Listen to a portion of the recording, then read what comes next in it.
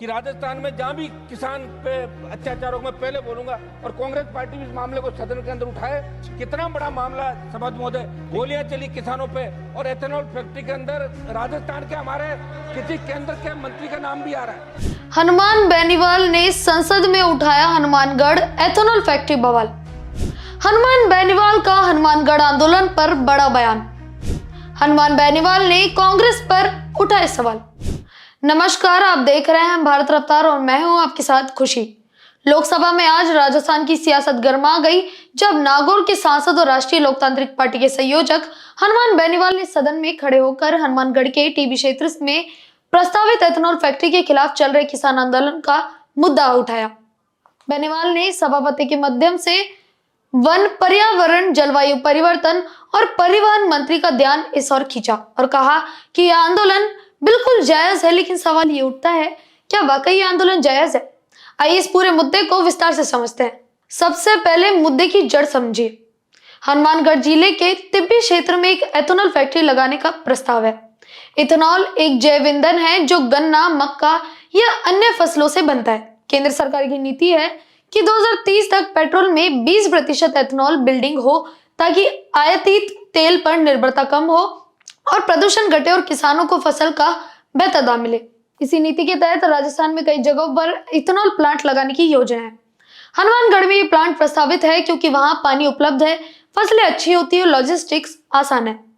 लेकिन हनुमान बेनीवाल ने सदन में दावा किया कि ये फैक्ट्री पानी को जहर बनाएगी, हवा को धुआं और मिट्टी को केमिकल। उन्होंने कहा कि फैक्ट्री के अवशेष से मिट्टी और फसलों पर बुरा असर पड़ेगा, भूजल प्रदूषित होगा, स्वास्थ्य जोखिम बढ़ेगा और सबसे बड़ी बात, लोगों की राय लिए बिना फैसला लिया जा रहा है जो लोकतंत्र के खिलाफ है। बेनीवाल ने यह भी कहा कि कल 5000 किसान इकट्ठे हुए, पुलिस ने लाठीचार्ज किया, 50 किसान घायल हुए, एक कांग्रेस विधायक भी घायल हुए और गोलियां तक चली। उन्होंने कलेक्टर और एसपी को एपीयू करने की मांग की और यहां तक कहा कि विपक्ष की भूमिका कांग्रेस को निभानी चाहिए थी, लेकिन किसानों की आवाज उठाने का काम उन्हें करना पड़ा है। तो चलिए उनके पूरे बयान को सुनते हैं। हनुमानगढ़ के टीबी क्षेत्र में एक प्रस्तावित एथेनॉल फैक्ट्री के खिलाफ चल रहे आंदोलन की तरफ आकर्षित करना चाहता हूं। सभापति महोदय, राजस्थान के टीबी में प्रस्तावित एथेनॉल फैक्ट्री के खिलाफ चल रहा आंदोलन बिल्कुल जायज है, क्योंकि जिस धरती ने अनाज दिया, पानी दिया, जीवन दिया, उसी धरती पर एक ऐसी फैक्ट्री थोपने की कोशिश की जा रही है जो पानी को जहर, हवा को धुआं और मिट्टी को केमिकल बना सकती है। मैं आपको ये भी बताना चाहता हूँ कि हनुमानगढ़ में टीबी क्षेत्र में प्रस्तावित एथेनॉल फैक्ट्री का अपशिष्ट से मिट्टी और फसलों पर प्रतिकूल असर पड़ेगा, साथ ही भूजल प्रदूषण का खतरा बढ़ेगा और इस क्षेत्र में पहले ही पानी की गंभीर समस्या, ऐसे में औद्योगिक प्रदूषण स्थिति और बिगड़ सकती है। साथ ही रासायनिक प्रक्रियाओं से निकलने वाले धुएं, गैसों से स्वास्थ्य जोखिम बढ़ सकता है और सबसे बड़ी बात, इतने बड़े प्रोजेक्ट पर लोगों की राय लिए बिना निर्णय लेना लोकतांत्रिक भावना के खिलाफ है। सौद महोदय, एक मिनट, मेरी डिमांड है कि कल 5000 किसान इकट्ठे हुए और पुलिस ने वहां लाठीचार्ज किया और 50 किसान घायल हुए और कांग्रेस पार्टी का एक विधायक भी घायल हुआ है। मैं कांग्रेस पार्टी से भी आग्रह करना चाहूंगा, क्योंकि मैं इंडिया अलायंस से आता हूं, इसलिए मेरी ड्यूटी है कि राजस्थान में जहां भी किसान पे अत्याचारों में पहले बोलूंगा और कांग्रेस पार्टी भी इस मामले को सदन के अंदर उठाए। कितना बड़ा मामला सभापति महोदय कि कलेक्टर, एसपी को एपीओ करना चाहिए।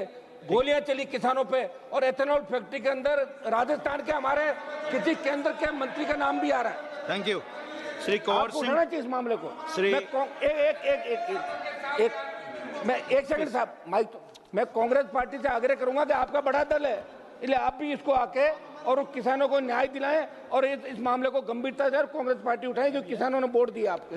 बेनीवाल ने कांग्रेस से अपील भी की कि वो मुद्दा उठाए, लेकिन सच ये है कि कांग्रेस की राजस्थान सरकार ने ही इस प्लांट को मंजूरी दी थी और अशोक गहलोत के समय में LOI लेटर ऑफ इंटेंट जारी हुआ था। अब बीजेपी सरकार उसे लागू कर रही है तो कांग्रेस भी चुप है। आपको बता दें, एक सर्वे में 68% किसानों ने कहा कि ये प्लांट से फायदा होगा। तो आप इस आंदोलन को लेकर क्या सोचते हैं कि इथेनॉल प्लांट हनुमानगढ़ के लिए वरदान है या अभिशाप? अपनी राय कमेंट्स में जरूर बताएं और ऐसी और खबरों के लिए बने रहें हमारे साथ।